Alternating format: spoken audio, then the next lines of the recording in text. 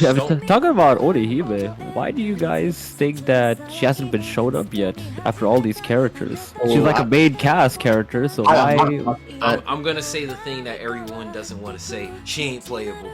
Thank Oh you. no! Don't say that! Don't say Really? that! Don't Yep. say that. Why would they do? I'm No, sorry. I'm on his she's been side, bro. playable. She's But been that's playable in fan every service. game.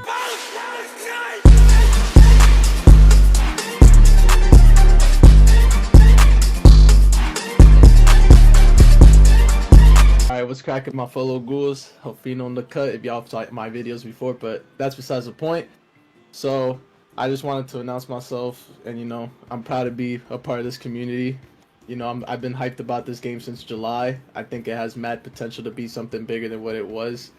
Coming at Sparking, no offense. We've been there, done that, but I'm glad for Makai having me here, and I hope I could be a huge impact in the community later on eventually. Hi guys, Shisha here, and I'm a brand new guy to the whole YouTube scene, and doing Bleach content is what I started with. It's been around a month. I've been doing YouTube so far, and I've been enjoying doing a lot of Bleach content. I do mostly Bleach gaming content with, I'm doing a whole series on something called Bleach Legacy, which is I'm playing the most important Bleach fighting games that have come out from the beginning to where we are right now, and sort of cherry picking which ones that I want to play. So to sort of get a perspective on where Bleach was in terms of fighting games, and sort of the hype up to Bleach Rebirth of Souls. You guys, if in case you don't know who I am Makai. I started content creation a long time ago, and I'm just here. I'm just that guy. If I had to give a comparison to Bleach, I'm like the equivalent of like Aizen. Like, I've been around just scheming for like the last 100 years, but like in real life terms, it's been like 10 years. So yeah. So essentially, I've been around the anime gaming space for a while, and since about 2015, I was always talking about I want a Bleach game, I want a Bleach console game, I want a Bleach console game, and I would talk about it. Bleach ended, and then eventually I'm like, that Bleach console game probably never gonna happen.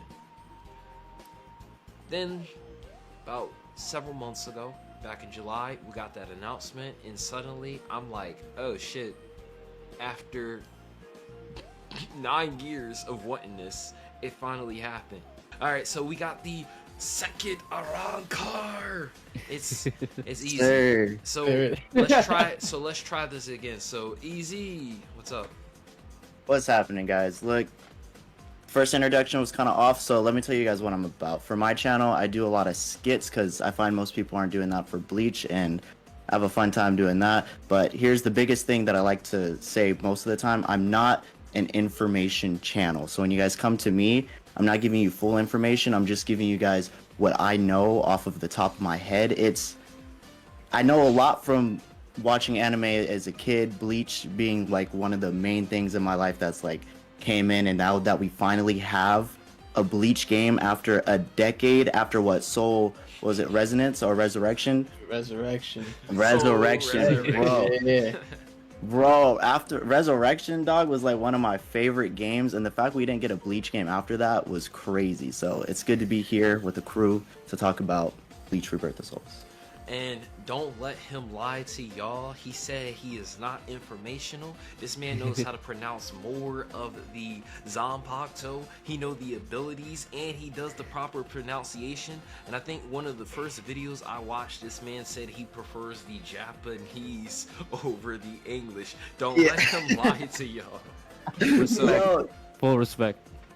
yeah, no, but here's my thing. It's like, even though I like have Yeah. the information, Yeah. there are still some times where I'll mess it up just because there are some characters that that I will say so differently. Like in like my second to last video, Yaichiro, I pronounce her name Yarichiru, even though it's just Yarichiru.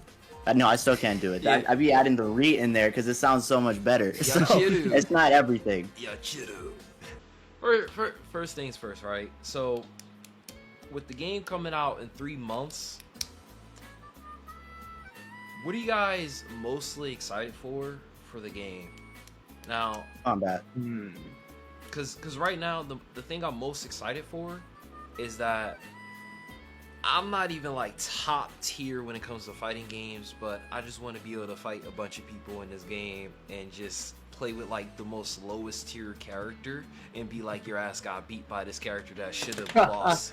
Like, I desperately want Momo in this game just so I can play with her and beat some of the highest tier people, because I'm tired of the Momo slander. Yeah, dog. I'm a little sad that Momo actually wasn't the revealed character for today, because I thought for a second she was, since we got the little tweet for the whole story mode between Hitsugaya going against Gin, and I was like, Momo's finally about to drop. We got the character in the background, but then they hit us with the little Shinji drop, and I was like, okay, cool, that's cool. Yeah. Here's the thing though, Makai. There's one thing you can do if you wanna, whoop some ass online against people. I got an idea for you. There's also another thing you can do, which is, rather than, you can pick low tiers, whatever you want. We don't know exactly how the tiers will be, but you can still pick your main. Here's the ultimate disrespect you could do to somebody: don't even evolve. Fight the whole game without evolving once. Yep. Don't just play use in any base of the form? drives. That's Yeah. crazy. Yeah, just do that the whole time. That's ultimate disrespect right there. I'm man. thinking It's like, I about can playing whoop with your ass. Ukiura and never Yeah. going into his awakening and just using like the Seto and shit. Just That's like, disrespectful. and then like save up the spiritual pressure and then heal when needed. Yeah, exactly. Yeah, I feel like the healing mechanic, though, depending on how much it actually heals, could be very oppressive for the game, because Yeah. having a character to heal is kind of nuts. And I have a feeling when Orihime comes out, because she's going to be the biggest healing character, what if she has the ability to heal her Konpaku? Because, like, technically, God. she's not healing, she's reversing time. So that was like a thought that I had for Orihime. That could be like Lord. her very specific thing. No. Yeah. I don't want I mean- to see that. I mean, talking about Orihime, why do you guys think that she hasn't been shown up yet after all these characters? She's Oh, like a main cast character, so why? I'm gonna say the thing that everyone doesn't want to say. She ain't playable. Oh Thank you. no! Don't say that! Don't say Really? that! Yeah, Don't say that. Why would they do I'm that? sorry, She's I'm on she's his been side, bro. playable. She's But been that's playable in fan every service. game. But I look, swear this it's is fan why. service. Not This Soul is why, Resurrection. bro. I'm gonna say why, bro. Number one, most of the Bleach games in the past, they were like meant for just like entertainment purposes, I would say. And considering Tamsoft comes from a place where they were like in the field of collaborating with different fighting game developers, and it's clearly trying to go for that route. I'm not gonna lie, Orihime as a playable fighting game character, look at it like that, just does not make sense. Here's the thing. I would agree, but since I'm doing the Bleach Legacy series, looking past on all these games and playing them, there is one game that I stumbled upon, which is Bleach Blade of Fate. Which this game is actually a very underrated game, by the way. I would say. Oh yeah. It's a Yeah. very Marvel versus Capcom type of like Bleach game, like 2D fighter with like crazy combos and this and that. And I mean, even like Heed the Soul, which is made by Aiding, the same people who made Marvel vs. Capcom, technically. They always had Orihime playable in all these games, and I'm assuming that with that mindset of like companies like those that have experience making fighting games and whatnot, for them to actually put Orihime there and give her a proper moveset, I think they were taking it to serious to some extent. You know what I'm saying? Yeah. And I feel like she would be good to be in the game anyway, because she has 6 specific things with her what is it called, the Shun Rika. So Yes. her abilities, she's offensive, she's defensive, she's not crazy in anything, but she would be like the one and only character that has like equal stats going everywhere, where she's just able to heal herself specifically. Now maybe they could add somebody else into her, like her moveset, kind of like Mayuri with Ino, and I don't like how they did this, but Shinji and Hiyori. Hiyori, shit yeah. And I'm pissed just like, me bro, I don't off. like how they have the visors like that. I need every single visor in this game, but if they are gonna go into the route where it's gonna be another character, at least have at least 4 visors in the game completely. So, Yeah. Let me ask this, right? So I think there's a pattern of some sorts that's happening. So you know how in like games like Street Fighter, there's at least a pair of characters that are like, I guess, similar. Like you got your Ken, you got your Ryu, then you have like Yep. maybe like your long range person, they're like similar. So in like Rebirth of Souls, right? I think there's gonna be at least another character that can heal themselves. Now, this might give credit to Orihime could being a secondary character that can heal herself, similar to Ukiura, but there has to be a trade-off for her to be able to do that. Just how I think there's going to, like for instance, right? We have multiple characters that have the reawakening. Alright, maybe there's like, let's just throw out a random number. Maybe there's like 4 characters that can like do like some form of healing. Just how there's characters that have the bar and shit. So I'm thinking maybe there's a finite amount of type of characters per, you know, set number of characters. I know I just said a lot of prattle, but let me just re-say that. Maybe there's like a finite amount of categories of characters, and for those characters, there's a certain type of characters. So maybe as we get closer to the release date, we should consider who could be in a game based off of like a category, whether it's made up or something that we could like factually like reveal. So for an example, you know how like Yoruichi and Soifone and Chad are like hand-to-hand combat characters, but in the case of Soifone and Yoruichi, they're like the super fast characters that just throw hands and you're like, oh my god, combos. I can only think of one other character, and this might help us out. We might get another visor, Kensei, who got the fucking knife, and then his Bankai, he just literally has armor, he's just throwing hands. Perhaps Kensei gets in. This is what I think about the visors. I know a lot of people think that like most of them will not be playable. I think it's gonna go something along somewhere in the middle. The same way that Hiyori is part of Shinji's kit. As you say, Makai, I think that Kensei will be actually playable, and Mashiro will probably be some sort of kit and on Kensei. I feel like that's a fair argument too. Yeah, and then same for Hachigen. I think Hachigen will be playable. I think so. So the only ones that are kind of like iffy are like characters like Rose, Love. Yeah. I want to say Lisa got a shot just because her like Fan service. Yeah, because like I need another girl. That's the only reason. Okay, I think another factor is also maybe character importance as well. I think that's another factor on who's playable or not. Well, to me, if that was the case, all the visors would be important because we got to remember the story when Ichigo was learning how to use his mask.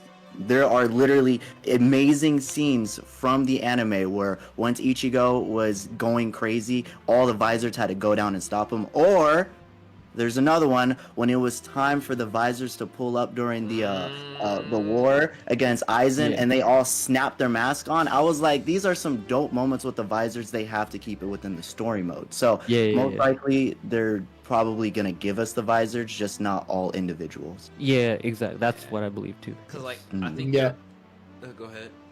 Oh no, I just said I think they're all in the game. It's just a question of are they like are they all playable? Hiyori might have just got kicked to the side, which I'm disappointed in. See, people think I'm joking when I say like Hiyori was one of my favorite characters. It wasn't like no design thing, you know, like in terms of like design, Adult Nell just gets the cake for like Fire Girl design, but like in terms of just like a character, I feel like I wanted to play with Hiyori. I agree. Oh, here's an interesting question though, because I was thinking about it too, because I was looking up everyone's opinion about like Hiyori being playable and this and that, and certain characters not being playable and whatnot. What do you guys think about large roster versus medium to small roster? What's your opinion on roster size in general? Helphino, well, the bigger the roster, the harder it would be for them to make very like individual characters. Because thank you. Once again, we look at Sparking Zero, though it's not the biggest topic. When you look at Sparking Zero with its big roster, a lot of characters play the same. Like you could say, oh, hey, their special abilities are different, but in reality, they all the Flare same. does the same thing. Triangle does the same thing. You're all gonna vanish the same way. Storm is the same shit. They all do the same thing. The same Sasuke with a different skin. Exactly. No, so that's why That's why when you're like, when we're seeing these characters come out every Monday, and every time I'm reading each and every individual script, I'm like, dang, these characters actually have some kind of development to them, and that's what's gonna make this game, one, competitive, and two, enjoyable. Yeah, Exactly. exactly. But that's the thing, right? Preach. Yeah. Yeah. What's up, Makai? So one thing I want to say is actually, yeah, I agree with you guys, because we look at Sparking Zero and BT3, right? While the mechanics were complex in terms of like the animations and what the characters would do, I'm sorry, as a Dragon Ball fan, Dragon Ball is the least unique when it comes to abilities. Anybody in the Yeah. chat who think I'm crazy for saying that, you can go eat a Kamehameha for all I care. When it comes to uniqueness, Naruto's more unique, and while the jutsus and stuff in Storm are unique, the combat system is just, it's too simple, and it's very easy to just copy paste. Like, they got 120 plus characters, and they were able to add those characters. You want to know a game that has a lot of characters but it's not super simple? Smash Ultimate. I know- Oh my god, Yeah. I did not think you would bring that up. That's Yeah. interesting. Mhm. Okay. and like Yeah. Smash is regarded as a party game, but then at the same time, Smash has its competitive scene where they have their own set of rules, and I would argue that game is more competitive than Sparking Zero. But the best case scenario is, I feel like, a fairly small to medium roster that allows the developers to give us like good character development, make them unique without it being too simplistic, because the only way I see us getting a bigger roster is through innovation and a sequel of sorts.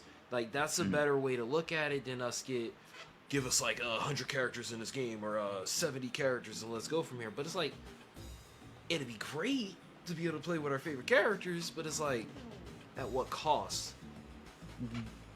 Exactly. So that's the thing about even like characters like Hiyori or like some other characters that like people are sad about that they're not playable. But I was just thinking about like, yeah, I get Hiyori, but it's like, what could they have? Obviously, again, character uniqueness in terms of gameplay wise, right? It's all about that. I mean, yeah, the holification, but you know, Shiji also has Yeah. holification, but And I would even argue that Hiyori is, as much as I like the character, aside from her fake Katakota Town appearance and like one move, it would be actually hard to make a moveset for her compared to some of the other characters. Like, at least Lisa and some of the other visors did more in Yeah. battle. Hachi would be difficult too, but then at least you could argue that, well, he was part of the Keto Corps, which you can incorporate Keto spells and unique spells that he can use in his kit. But then it just, I feel like Masido's like the last one where it's like, Yeah. she technically does throw hands, and she got the Mashido kick, and then she like, but like, she's stupid. Damn. Like, she Yeah. irritate me. It's like, she got, Honestly, out of the visors, I just see Kensei. yeah. So like, yeah, so if we had to vote I like agree. one other visor as of right now, Kensei, right? Will we Kensei. argue? Love, Yeah. love, And probably. Hachi. And Hachi. Hachi. Okay, all right. Hachi, so yes, Kensei and Yeah. Hachi, Kensei Hachi. You Yeah. take that Mashido slander back. I'm sorry. But Kensei, take your mask off. Like, alright. Man.